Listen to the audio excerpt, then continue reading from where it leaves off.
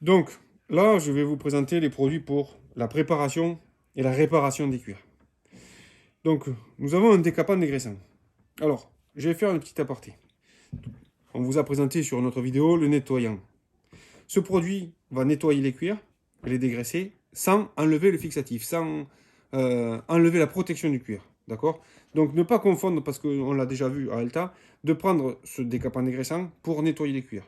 Il n'est pas fait pour ce travail-là. Si vous voulez, le décapant dégraissant, il est là pour...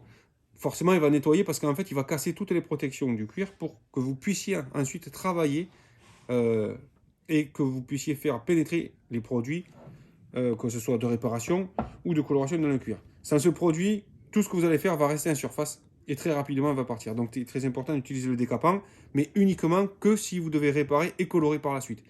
Pour un entretien classique, je le répète, ne prenez pas ce produit, sinon vous enlevez toutes les protections. Alors, il se peut que, par moment, je vais vous expliquer, oui, prenez le décapant, parce qu'il y a une tâche qui ne part pas. Le décapant, si la tâche n'est que sur le fixatif, donc vous appelez ça vous un vernis, je vais vous faire utiliser le décapant, qui va enlever le vernis, puisque la tâche pardon, est sur le vernis.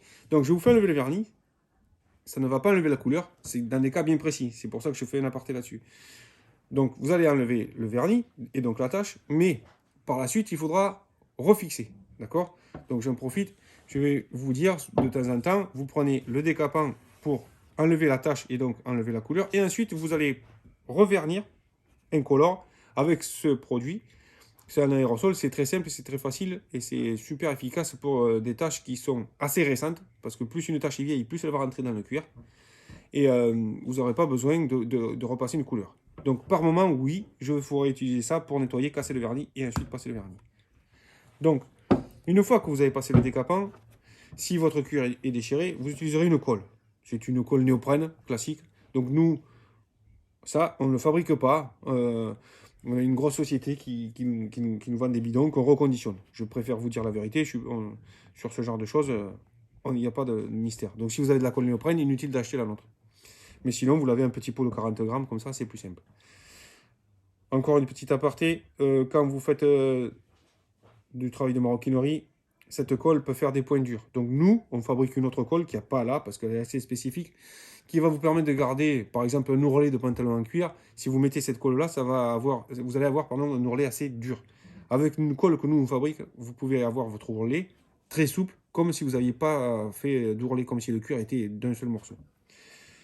Donc ça, c'est pour coller les cuirs.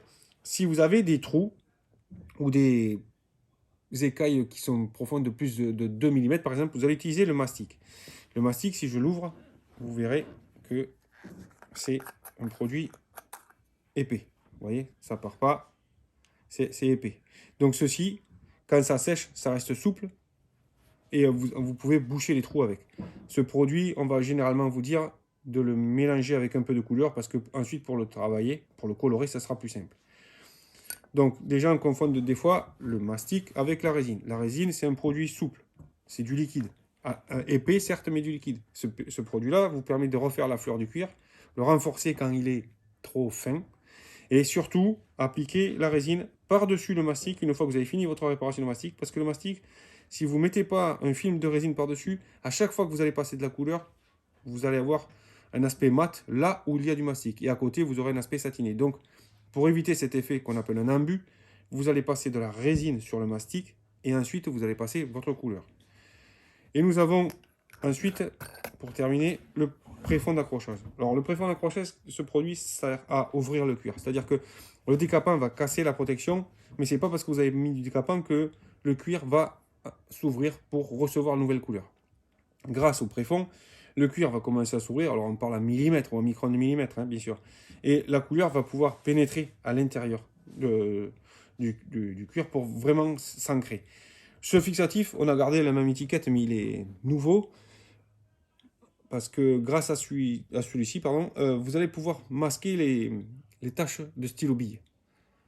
Historiquement, le stylo bille était très difficile à masquer parce que par capillarité, l'encre du stylo remontait à la surface, même après avoir mis une couleur. Et donc, il a fallu trouver une nouvelle formule pour que, une fois qu'on ait passé ce produit, plus la couleur, l'encre soit bloqué à l'intérieur du cuir et ne remonte pas. Parce qu'il est impossible d'enlever une tache de stylo, par exemple, sur du cuir.